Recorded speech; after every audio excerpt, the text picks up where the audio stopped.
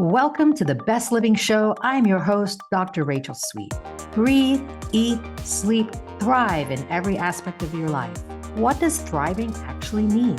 Thriving is not a word, it's an action, a way of living. And that's what the Best Living Show is all about. So get ready, step into a new narrative, and find a new way of being. There's a beautiful connection, a spark that flies at the intersection between the genetic code and your internal guidance system. We're going to throw away the culture that will tell us that thriving is something only for a few. Every one of us is unique.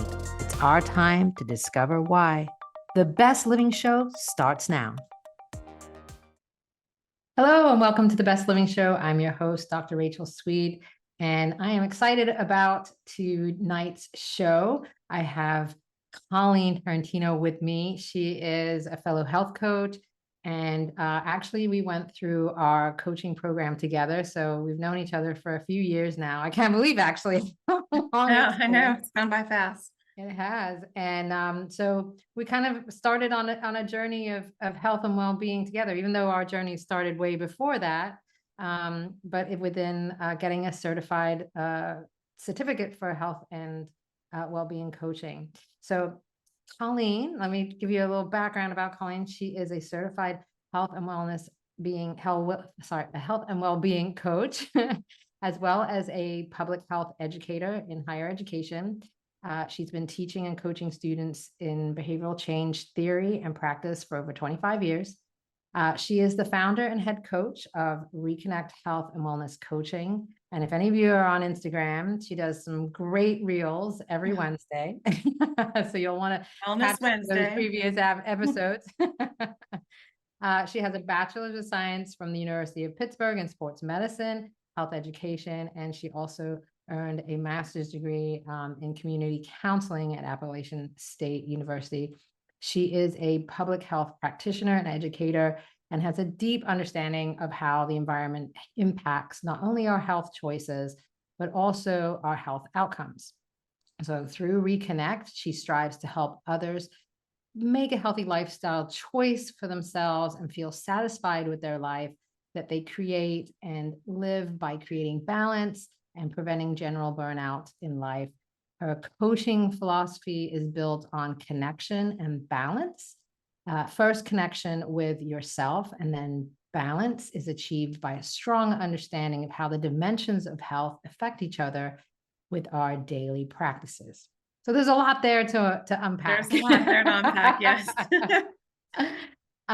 So, what I want to start with is, your philosophy is that we're going to start with connection and balance and connecting to ourselves, which can be difficult in, we're hurried, busy lives, right? And a lot of times think that our lives are out of balance. But then how does that affect our health? And as you say, our daily practices or habits that we are engaging in. So let's start with kind of what are the dimensions of health as you see them?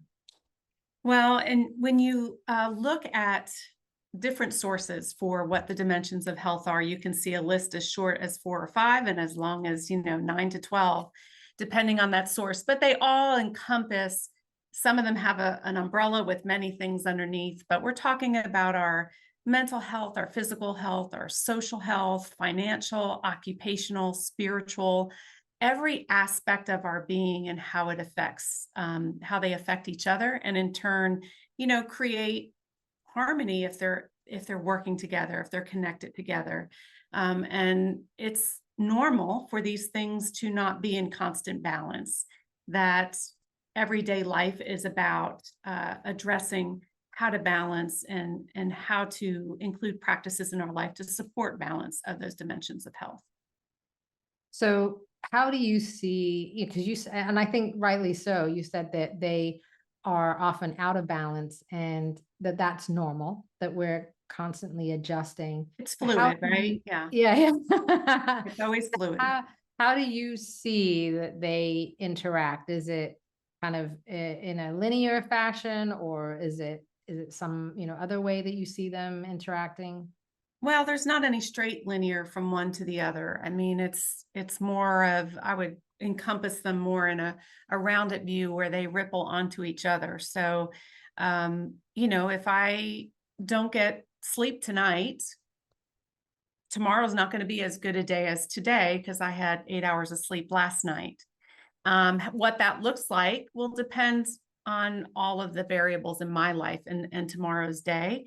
But with continued lack of sleep, for example, it will ripple into other things. It will change my emotional health. It may change my choices in how I eat, and my nutrition may decline. I may not hydrate enough. So they don't always, you can't always predict, like, every person who gets lack of sleep, it's going to affect these dimensions of health immediately. It's going to be different for each of us depending on what we're managing in real Right. time. And so it makes it very fluid. It's not very linear. Right, exactly. Um, you know, we you started with sleep, and I've always said sleep is foundational. Like, it's one Yeah. of the biggest things that I don't think people realize how much sleep can impact so much of our health. And you mentioned several things right there. You said nutrition, hydration kind of goes with that. But then also the choices that we make. And then Yeah, you're also, tired. Yeah. yeah, right. And there's a lot of research that shows that if you miss an hour or two of sleep, it's almost like you have ingested alcohol, because your fine motor skills, your reaction time is much slower. So it can actually be quite dangerous if you're, Driving. Yep. continuing to be sleep deprived, right? Mhm. And then, it obviously can affect your mental health. We said choices, but I also think that if you're tired and you're sleepy, and all of the different hormones and things in your body are not regulating, it's going to affect your mental health. And then uh, things can go down from there. I mean, I think a lot of people focus on like physical aspects and nutritional aspects of health, but what about the emotional impact? And do you focus a lot on that as well? Because I mean, obviously we focus on well-being. So how do you look at that Yeah. with clients? Emotional is just as important as the physical aspect of our health. And being a behaviorist by training, in the work that I've done, I've focused a lot on that because our energy levels, we've used sleep as one example of so many different scenarios of things that can really affect our health in a negative or positive way, affects our mood, our ability to manage and cope.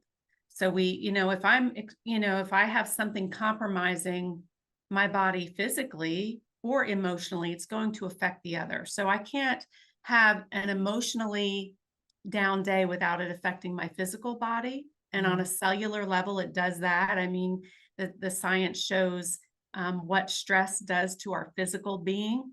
Yeah, So absolutely. there is a connection there, and not just stress, but other states of mind that create a generalized stress. But they are so, you can't talk about physical health without talking about emotional health. When one is better, the other one's better. When one is poor, the other is poor, and that's a consistent outcome. So those two, I feel, even though we have all of these different dimensions of health, that emotional and physical connection is very real. Our emotional state affects how mindful we are with our lifestyle choices. So that's brings us to those daily practices, Mhm. because having the energy and the mindfulness and the presence to know why we're choosing to do something as opposed to being an automatic pilot. Right, So, right, the behaviors that we try to break are these things that are in autopilot for us. And so we have to really identify, why am I making that poor choice for my health repeatedly when I know intellectually it's not the right thing. right. It is real. It's a real thing to unpack for each person. And one thing I want to mention about balance is our society really focuses on work-life balance, Mhm. which is important. Work-life balance is important, but um, they forget that the life part has a lot of things to balance. And so that's what I focus on in my health and well-being coaching. That's our well-being. It's all the components of our personal. And so it's not just having time outside of work and making sure we do things. There's a lot more involved with balance and connection to ourselves beyond just identifying time outside of work. All right. I heard it put one time, actually kind of counterbalance.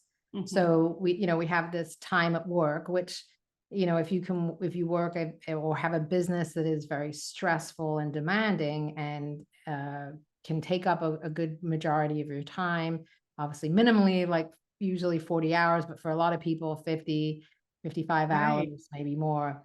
So they have to counterbalance that energy that they're spending in work with something else that's going to, because obviously if they're at work and they're stressing and they find their job demanding, then we've got, all of cortisol and hormones and things that are running through our body, the adrenaline, and all of that is causing oxidative stress, right? Right. So It now we've works got to against so counterbalance, many. Yeah. Mm-hmm. right? To bring that down.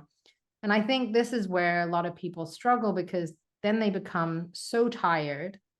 And at the end of the day, they're like, well, how can I do this? How do I counterbalance? How do I fit this in? I'm already so tired. And, so what do you advice, or what strategies do you give people for that? Well, the main thing I do first when I work with people is I want to hear where they're at. Where are you at now? And um,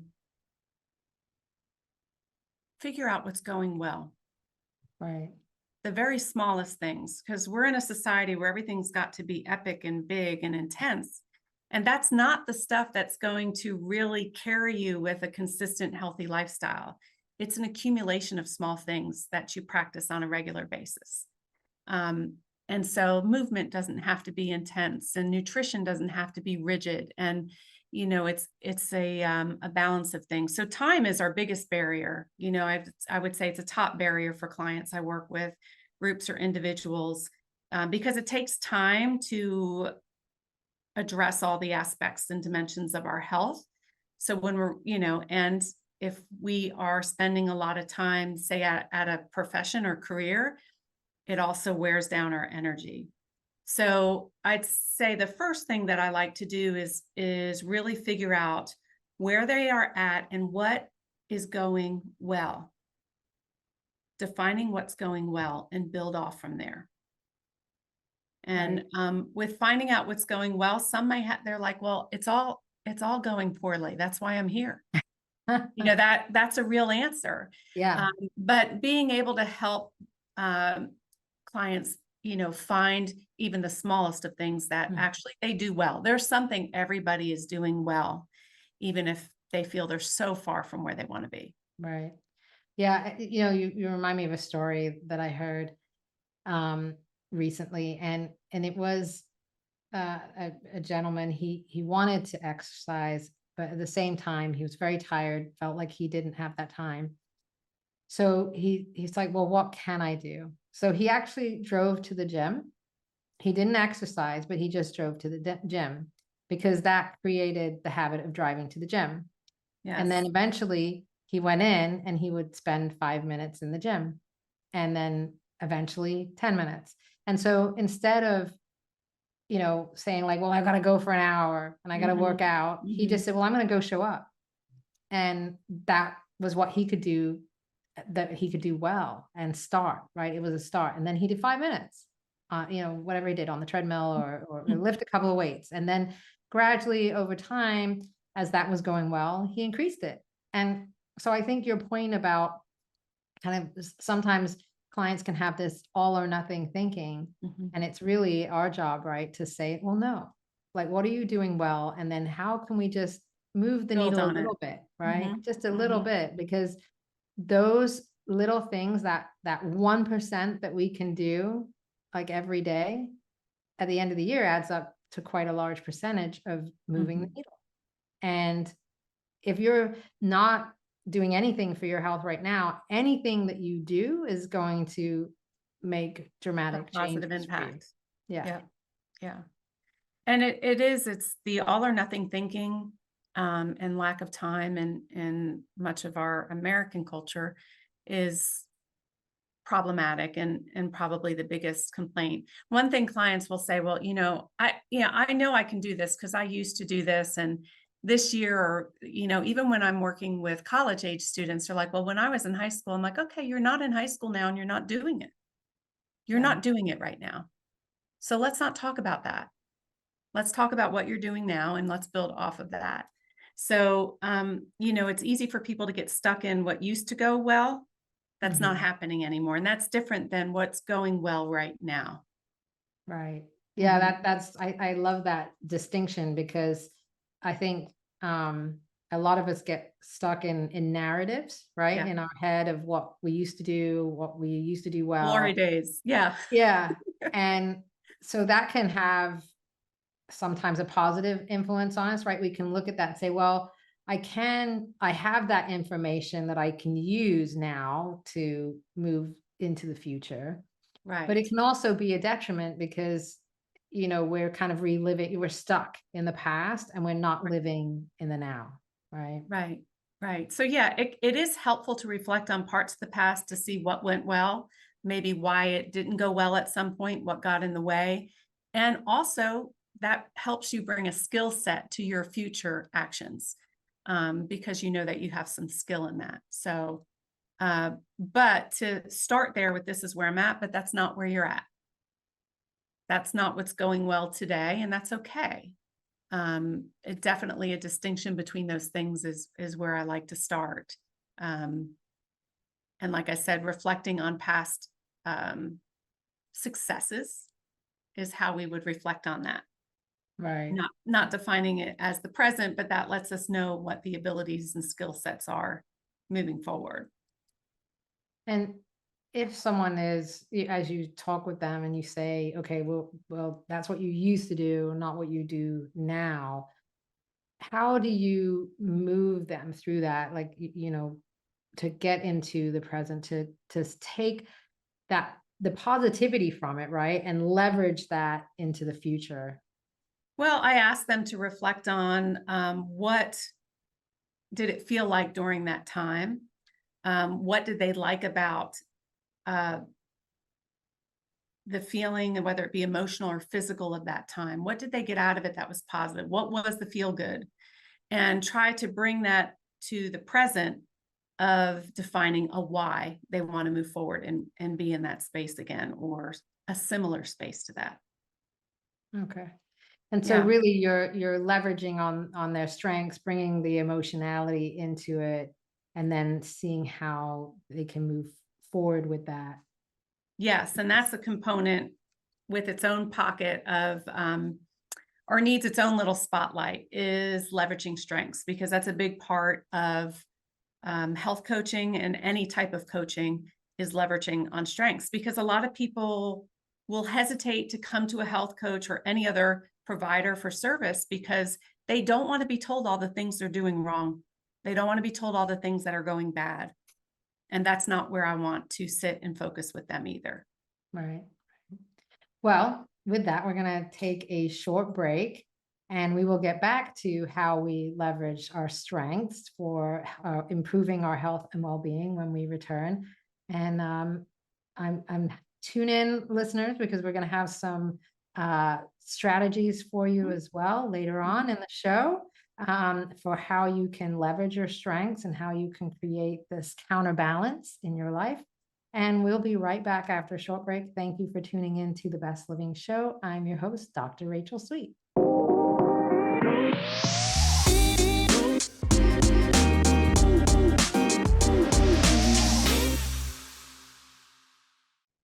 Hello, and welcome back to the Best Living Show. I'm your host, Dr. Rachel Sweet, and we are joined on the show tonight by Coach Colleen, and we've been talking all about the dimensions of health, how they interact, how to counterbalance those aspects in your life. And we were just talking about leveraging strengths.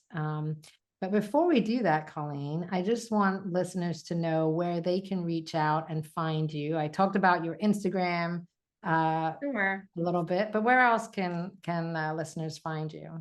You can find me on our website. It's reconnecthealthandwellnesscoaching.com. And there you can also schedule free discovery calls. So if you want to schedule a free call to talk with me directly for 30 minutes, 20, 30 minutes to see if, it's a good and right feel for you as a health coach and see what I can offer you. You can have that conversation with me and you can schedule it there. I am on Facebook at Reconnect Health and Wellness Coaching LLC, and then on Instagram at Reconnect Cares.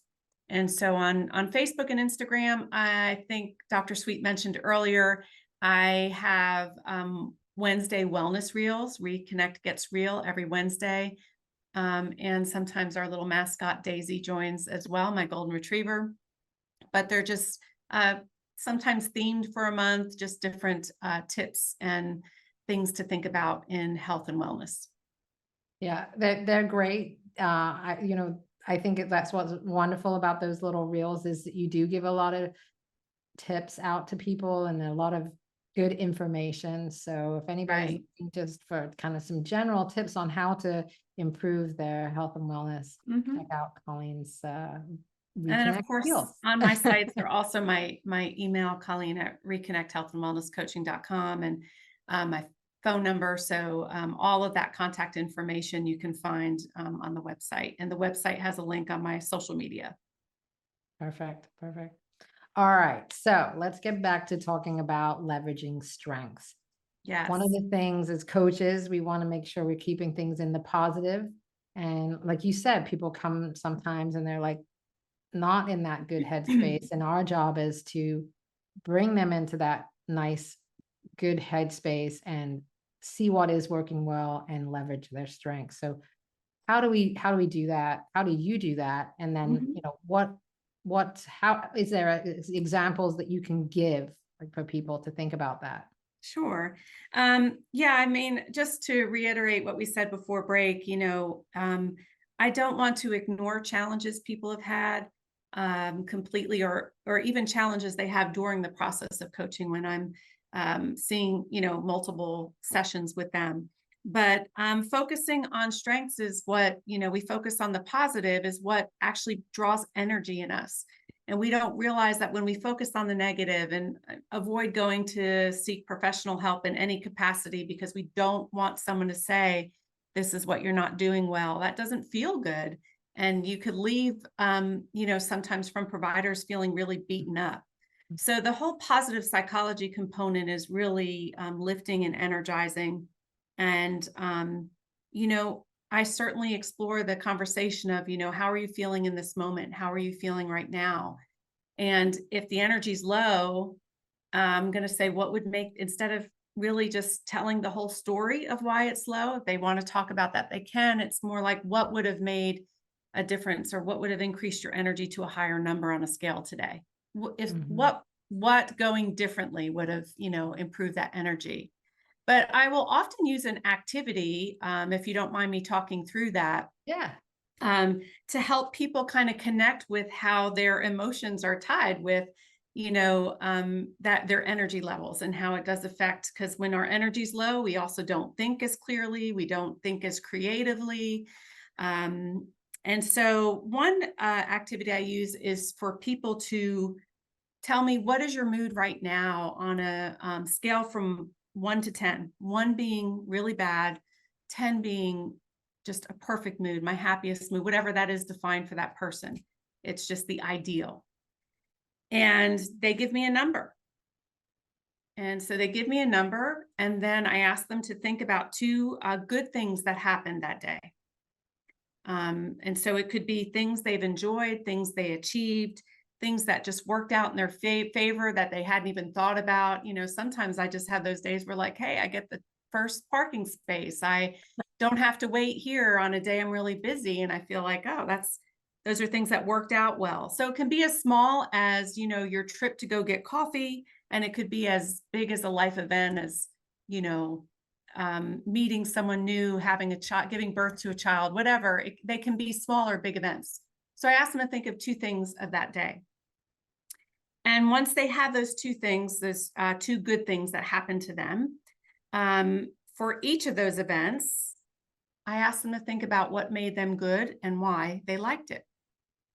You know, why are they defined as good things for you today?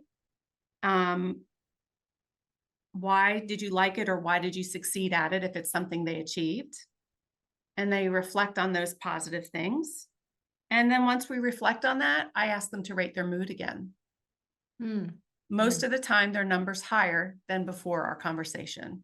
So when I ask them to rate their mood from 1 to 10, 10 being a horrible mood, or 1 being a horrible mood, 10 being the ideal. When I ask them to focus on those two positive things, define why they're positive things for them, and then I ask them to rate their mood after we discuss that, it's usually at least 2 points higher. Oh, wow. That's great. Yeah. Mhm. A lot of this also reminds me a little bit of gratitude, right? Like the idea Yes. of having, being grateful for things that have happened. And I think that's the same kind of thing you can think back on our day, and it can be a small thing or a big thing.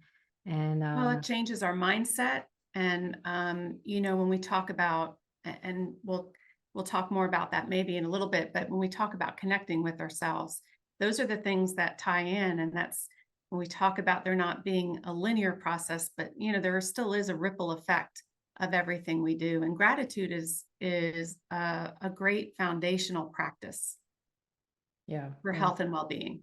yeah. And I just, And as this activity does yeah. demonstrate it. Yeah. Yeah. And as you talked about that activity and you're bringing that emotionality in, part of what you're doing is that emotional regulation, right? You're bringing that emotion up, as you said, sometimes up to 1 or 2 points higher than when they walked in the door or came on the Zoom.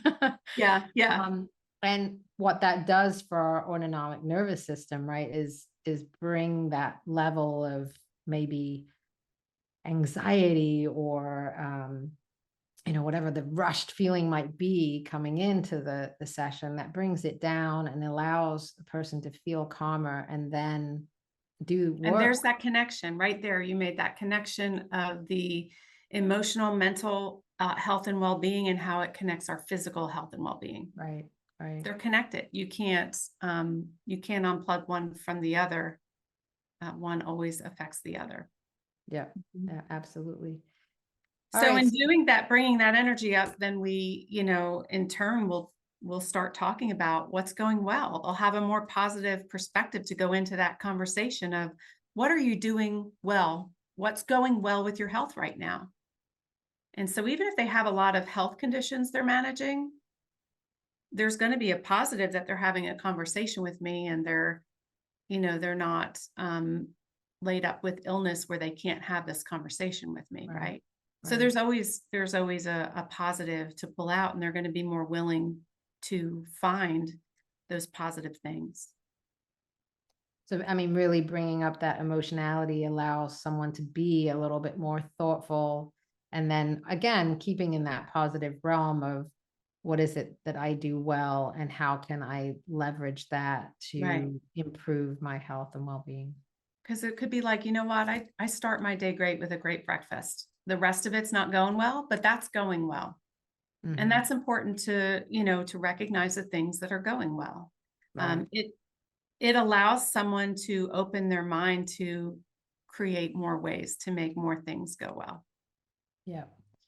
And I Yeah. think that this kind of leads really well into that idea of self-awareness and the idea that if we slow down, bring our emotionality up a little bit, right? We breathe. Sometimes it's a matter of breathing Right. and just connecting and becoming aware of Mhm. what's going on. So how do you bring that into the coaching session? Well, bringing that emotionality up, you know, has multiple purposes.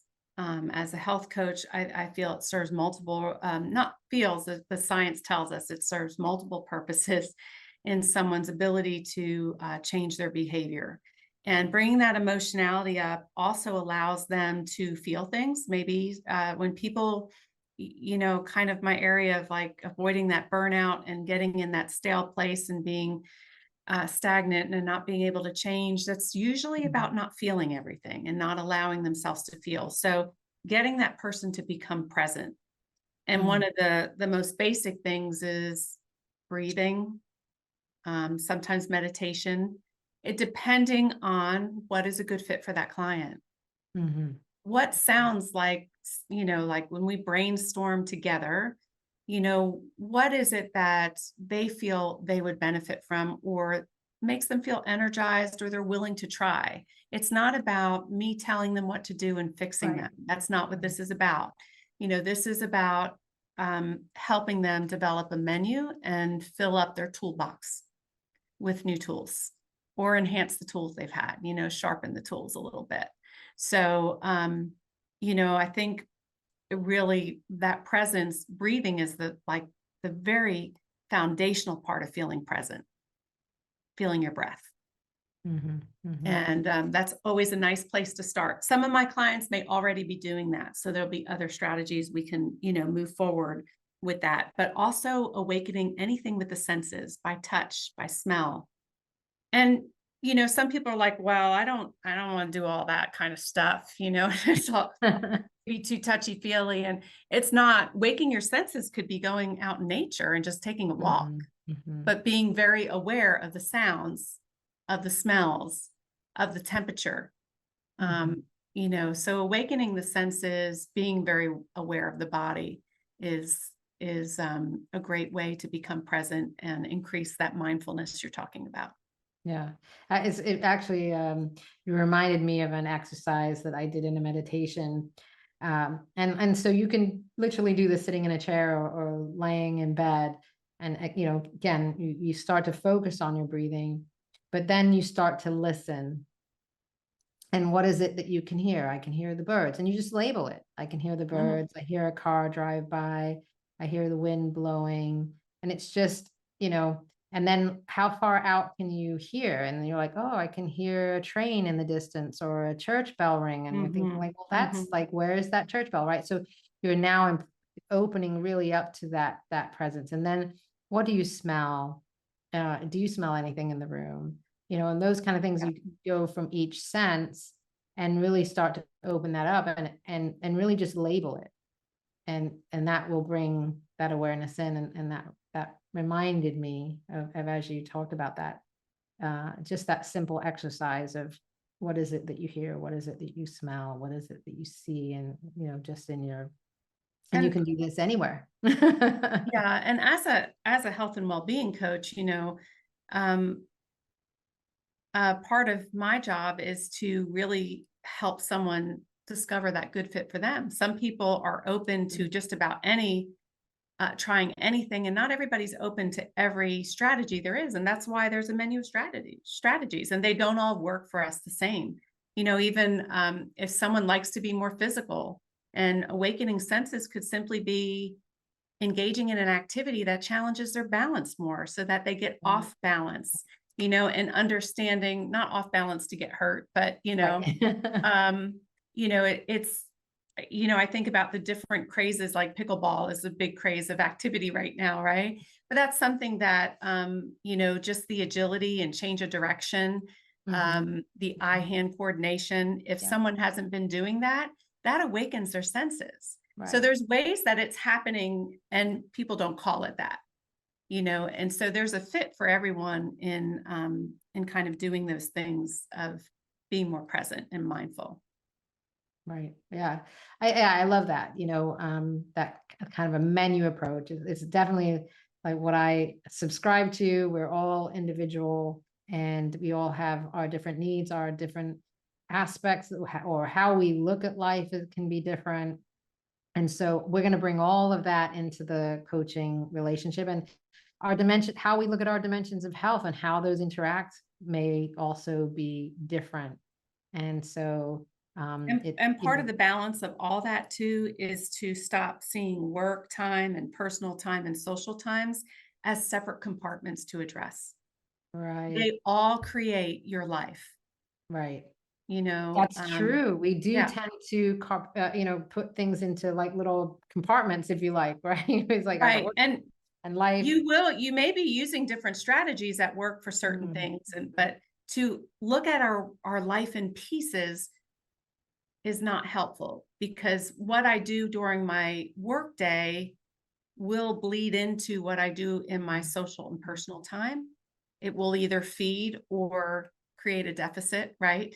So, yeah, how I care for myself during the entire day, regardless of what compartment I'm in, um, right, will right. affect the outcomes of my health.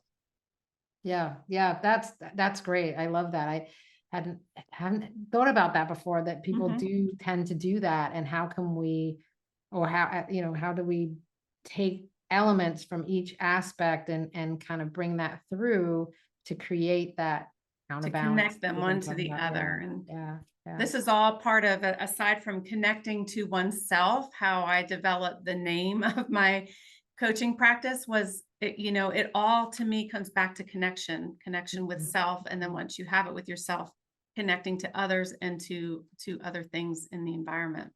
Yeah. Oh, that's great.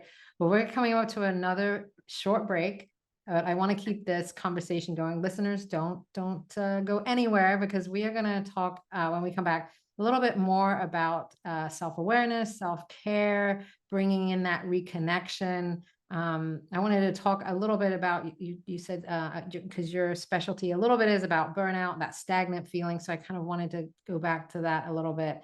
And so all of that after we take a short break, and stay tuned to the Best Living Show. I'm your host, Dr. Rachel Sweet.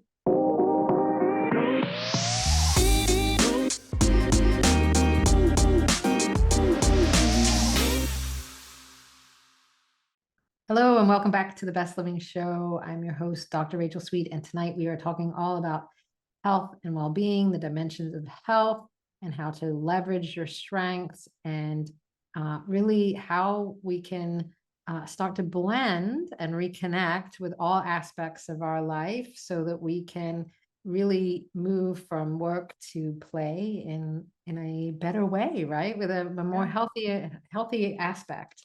And Thriving. so Yeah. we've been talking with Coach Colleen of Reconnect Health and Wellness. And before the break, we were talking about, her specialty is, we don't like to use the word burnout, but getting in that kind of stagnant, maybe stuck in a rut feeling. And you said something that was kind of interesting to me. You said that people tend to not be feeling in that, or not connected. And Mhm. sometimes, and I thought, oh, really? Because you'd think they'd be feeling more out of sorts, more disconnected. So tell me a little bit about that, and then how you work with people to kind of change that around and reconnect. Yeah. When people get to what we really consider true burnout, and they're in a survival, like their actions are about survival more than thriving. And so, with that, in order to survive, you have to disconnect some emotion.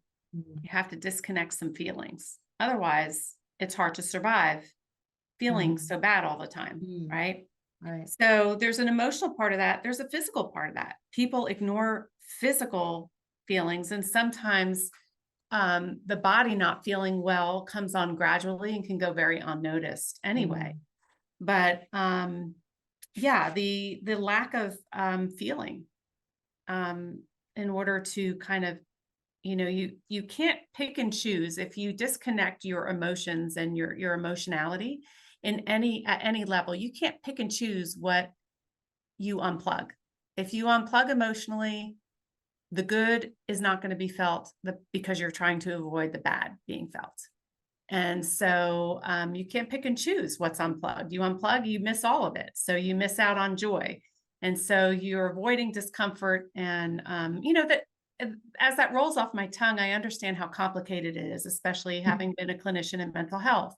That these are not easy things, but certainly to survive, it's a good problem solving skill, especially depending on the developmental age someone does it, to unplug from emotion, with heavy things that they may be managing. So when people are burnt out, I find that they're very kind of numb.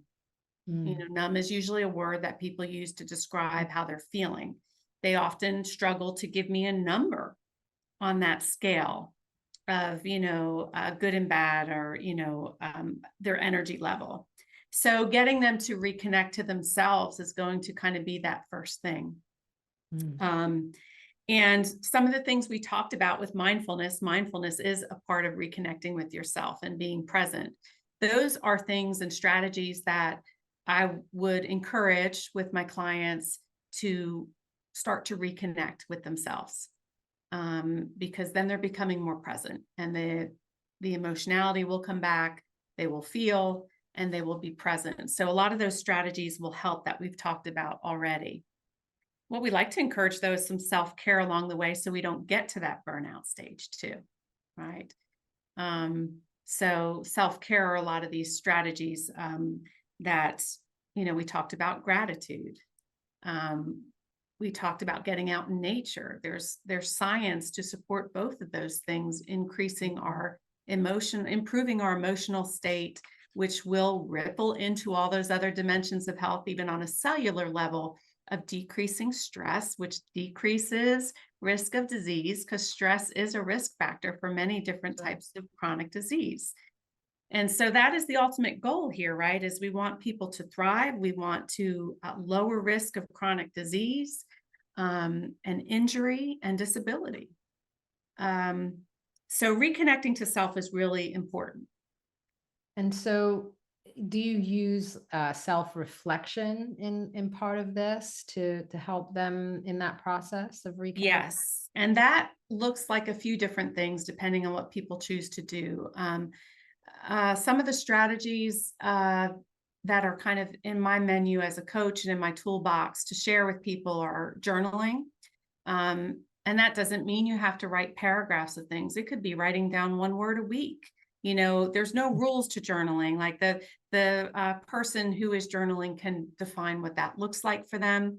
And we focus on the positive, and then it's something they can reflect back on later. One thing that I find very important is alone time and appreciating alone time. Now, some of us love alone time too much, maybe, and then others of us are never alone. And, depending on what kind of season someone's in their life, we are in a time now where people are rarely alone. We have many more people in our households than the physical bodies that are in our homes because of social media. And as much as social media can be a positive tool, and that's actually was my Wednesday wellness this week, was about social media and finding ways that it's positive for you. But when you have a moment alone, even when you're running errands and you're waiting for maybe an appointment, take that time, take the silence, look around, appreciate other people around you, appreciate things in the environment, wake up your senses. So one important thing that I do explore with clients is their time of silence with themselves, because that's important for reflection. It supports being able to be reflective. Yeah, you brought up a great point, because I think today people literally have the phone almost surgically attached to their hand. And it doesn't matter if they're standing in a line, if they're, waiting in the doctor's office, or, whatever it is, right? They're usually on their phone. And it's always engaged, right? Your mind is always engaged by, if it's social media or chatting or whatever it is. And so, as you said, we're never alone with our own thoughts. And it doesn't give us the space for our mind to think and process, because it's constantly engaged. And so I think this is part of it, right? We used to be, right, like very more reflective, more, we'd go out in nature more often, and Less then devices, right? yeah, Because right it's not just now, social media, it's just being on devices and being on right, screens. yeah, That is a distraction from us to have that reflective time. right. And I think our brain, I know our brain needs that. As you said, it needs that alone time. I know for me, when I go out walking, that is a great time for me to process things and think. And I love it if I can go out into the forest, of course, and get those ions that are so healthy.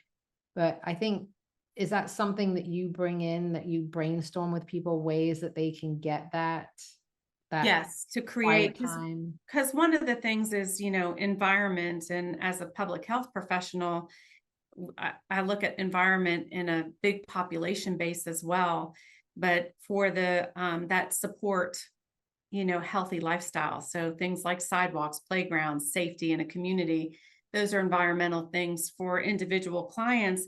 What can they do to support having that time or being more reflective? Defining a morning routine, maybe, Mhm. that's a safe time. Um, you know, eliminating distractions so you're not tempted to jump on the computer or the screen. Don't make them so accessible. Mhm. Spending time away. There's so much research to support time out in nature, and time out in nature doesn't mean people have to go out into the woods. It simply means getting outside. So, Yeah. we have to get away from that. It always has to be this big epic thing. It's like exercise is just movement. Right. Right. Walking around your building at work counts. It doesn't have to be 2 hours of, a strenuous gym workout. Oh, actually, So that reminds me, like, as a lot of times at work, I'll see people getting stressed out, and I'll be like, "Why don't you just step outside, take a breath?" I mean, we're yes, we're in a city; it is not a green space, but just go out into the sun, take 5 minutes, take a breath, and then come back in. And yeah, I'll ask them when they come back in, "So how do you feel now?" And they'll better, because it's that couple of things, right? It's interrupted that pattern of whatever's stressing them out, but right, they've actually gone outside and got some sunlight, or some a right. different thing from and movement, if they just took a little walk. Get their heart rate moving, their blood circulating better. All of that helps us think clearer. Right. Again, there's that physiological connection and puts us in a better mood. So, yeah, for that self-reflection, defining that time, where can they find those pockets of time to kind of be alone with their thoughts? Mhm. Um, and changes in the environment and setting goals are going to be paired with those strategies like they are with any other strategies and behaviors that we address. Right. Well, so if we're working, if you're working with someone, and how, as far as the mindfulness and bringing that in, and I know we talked about trying to bring the positivity in, but if they're in a very negative or stressful situation, how do you kind of get people to turn that around? Or what kind of thoughts do you bring in to help with that if it's a really stressful situation? If they're in a really negative place, I'm going to start with pretty simple strategies, or brainstorm some simple strategies with them. And I never just hand a menu to a client. We work on that together, and bring that up together of, what do you think would help you find, or what can you find positive in the next day? What do you Mm. want to do tomorrow? We'll make the steps need to be small so they're not so overwhelming. And gratitude and reflection and mindfulness activities, that we could do a whole hour on that. um, and self-awareness and all those things, but finding some small activities to just kind of bring that emotionality up, but also just more presence, and I like to share with people some things to waken their senses when they're in a really negative place. So we're Right. not thinking about the negative things. We're not making a plan forward. I just want you to be present in the moment. Right. So again, bringing it back to being Mhm. present and awakening the senses and really Connection with connecting themselves. with Like them. they know what's going on with their body physically and emotionally in the moment. That's It takes awesome. practice. Yeah. Yeah. Yeah, absolutely. Definitely takes practice. And as you said, you can start in small little increments. Just one little thing you can add in will make a big difference. So, Colleen, we've almost come to the end of the I show. know. I have so much more to It's gone share. so quick. I know. So you can share more with the listeners where can they find you? Where should they connect with you? Yes. Yes. reconnecthealthandwellnesscoaching.com. You can schedule a free discovery call. There's links to my social media on the website. You also can go to Facebook, Reconnect Health and Wellness Coaching LLC, and Instagram at Reconnect Cares. But you will find those links on the website again, www.reconnecthealthandwellnesscoaching.com. I am Coach Colleen, and our tagline is, reconnecting who you are with who you want to be, because it's really just building your toolbox. You have everything you need. You don't have to become a different person to succeed and live a healthier lifestyle, but you deserve to start thriving. Right. Awesome. Yes. And now I have a question for you, which I ask all of the guests on the show. What do you do to intentionally thrive on a daily basis? I have a few things I do on a daily basis, but I'll say one of my important things is I have a morning routine where I do have time to sit quietly. It's early, but I am an early bird, so that's the time of day that works for me. It doesn't have to be early, but I have a 15-minute window by myself with my own thoughts on my porch, looking at nature every morning. I love that. I love that. That's You how I brought in start several my day. elements there, quiet, nature, and starting your day that way. I Yes. love it. It's a great way to thrive. Well, thank you, Coach Colleen, for being on the show. I think we've given listeners some really good tidbits that they can bring in and help with their health and well-being. And of course, they can connect with you to learn more, and definitely watch your reels on Instagram. Thank you so much for coming on the show. I really Thank you for having me. Yeah. And thank you, listeners, for tuning into the Best Living Show. It's been a great show tonight with Coach Colleen, and I will be bringing more podcasts to you in the future. Thank you for watching. I am your host, Dr. Rachel Sweet. Thanks for listening to the Best Living Show. I'm your host, Dr. Rachel Sweet. Breathe, eat, sleep, thrive in every aspect of your life on transformationtalkradio.com. Tune in Thursdays at 6 p.m. to continue your new narrative and step into a new way of being. We are not what people have told us we are. We are so much more than that. I am going to help you thrive and get the answers you desire, not only in the external world, but on the inside. For more information, go to drrachelsweet.com. That's drrachelsweet.com.